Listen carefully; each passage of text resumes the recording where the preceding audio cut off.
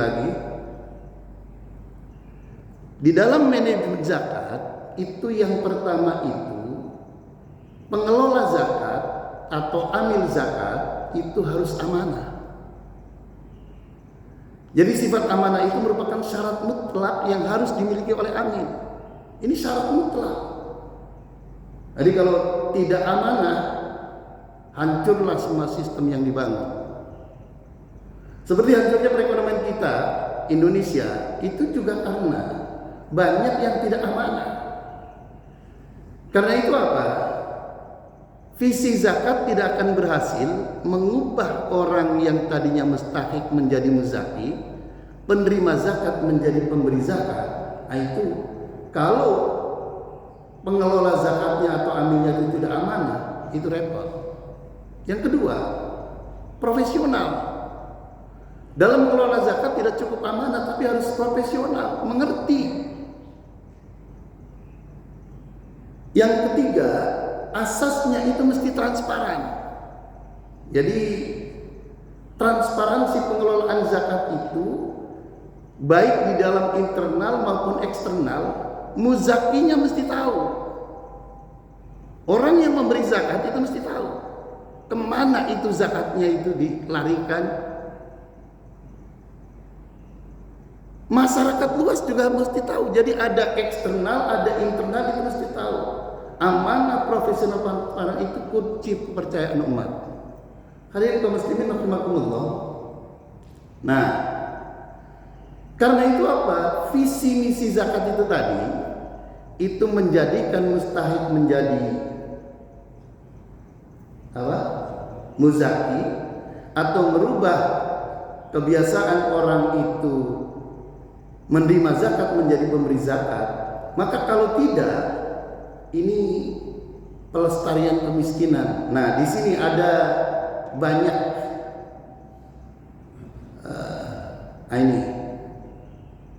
ini amil itu mesti ngerti ini. Kalau nggak ngerti ini, ya udah pelestarian kemiskinan. Dari 30 tahun yang lalu orang itu menerima zakat sampai hari ini menerima zakat, karena pola pengelolaan zakatnya nggak paham. Ada 4 bentuk pemberian zakat. Yang pertama, konsumtif tradisional. Nah, ini banyak di daerah-daerah. Kalau di sini bisa jadi masuk yang ini, konsumtif tradisional. Jadi terima zakat disalurkan, sudah selesai. Nah, ini namanya pelestarian kemiskinan. Kenapa? Karena ketika orang itu menerima, ya sekedar itu sudah selesai. Yang tadinya tukang beca jadi tukang beca terus sampai 30 tahun yang akan datang. Yang tadinya orang itu pemulung, ya tetap jadi pemulung. Karena tidak ada namanya bentuk manajemen pengelolaannya. Yang kedua, naik sedikit. Itu bentuknya konsumtif kreatif. Nah, ini zakat ini sudah mulai. Ada yang kemudian diberikan dalam bentuk alat sekolah, ada yang kemudian diberikan beasiswa, ada yang kemudian cangkul, ada gerabah. Gerabah ini apa? Saya nggak paham nih. Ada yang tahu gerabah? Hah? Oh, alat-alat rumah tangga untuk membuat masakan. Oh iya. Ini udah lebih naik. Nah, akan lebih naik lagi kalau produktif tradisional. Jadi zakat setelah ini khususnya berkaitan dengan zakat mal dan juga kelebihan daripada zakat fitrah. Apabila kita menerima banyak, ini produktif tradisional itu sudah mulai.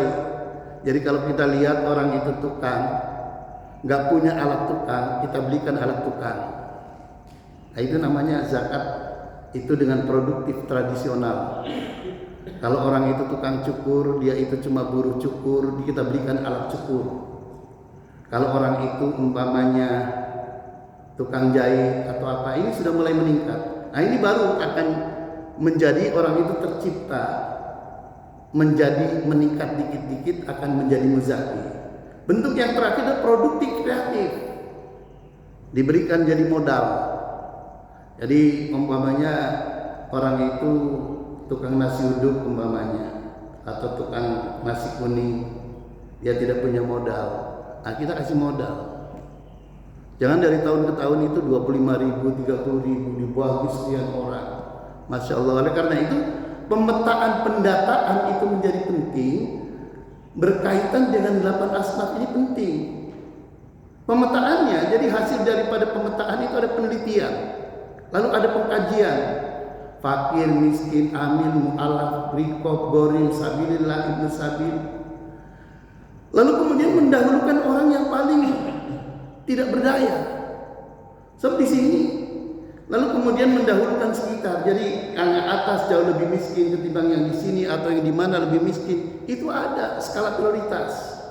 Dalam bahasa fikihnya itu namanya fikul aulia. Hari ini kaum muslimin rahimakumullah. Sedikit di sini.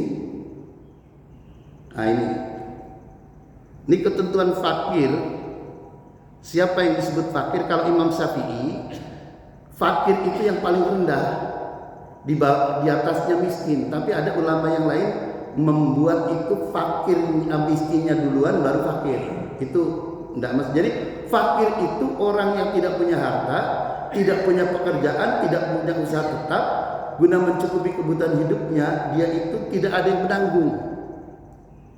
Jadi jangan lagi kemudian ada orang janda, dia tidak kerja, tapi anaknya 4, anaknya sukses semua. Nah, ini tidak termasuk untuk kualifikasi fakir karena ada yang menanggung 4 anaknya sukses. Nah, ini namanya perkembangan daripada fikih kontemporer. Dari berbagai literatur lalu kemudian dikaji, lalu kemudian dijadikan rumusan. Yang kedua, miskin. Dia punya harta, atau meskipun dia punya pekerjaan, punya usaha tetap, tapi hasilnya nggak mencukupi. Sudah hasilnya tidak mencukupi, tidak ada penjaminnya, nggak ada yang mendukungnya. Itu miskin. Jadi jangan dianggap kalau orang itu udah kerja pabrik, lalu kemudian atau orang itu dagang kaki 5 itu tidak mustahil. Bisa jadi dia miskin. Karena apa? Anaknya bisa jadi 5, dia dagang sendirian, keuntungannya dikit. Itu masuk kualifikasi miskin.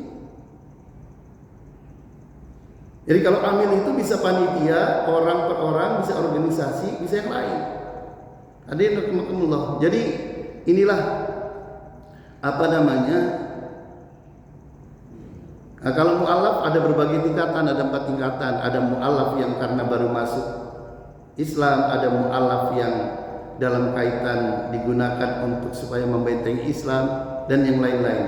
Hari ini sidang subuh rahimakumullah, saya kira penting ini. Jangan sampai sudah 30 tahun, 50 tahun yang lalu orang miskinnya tetap itu aja. Padahal zakat itu visinya mengubah dari mustahik menjadi muzaki, menjadikan tangan di bawah menjadi tangan di atas. Al-yadul ulya khairu min al-yadis sufla.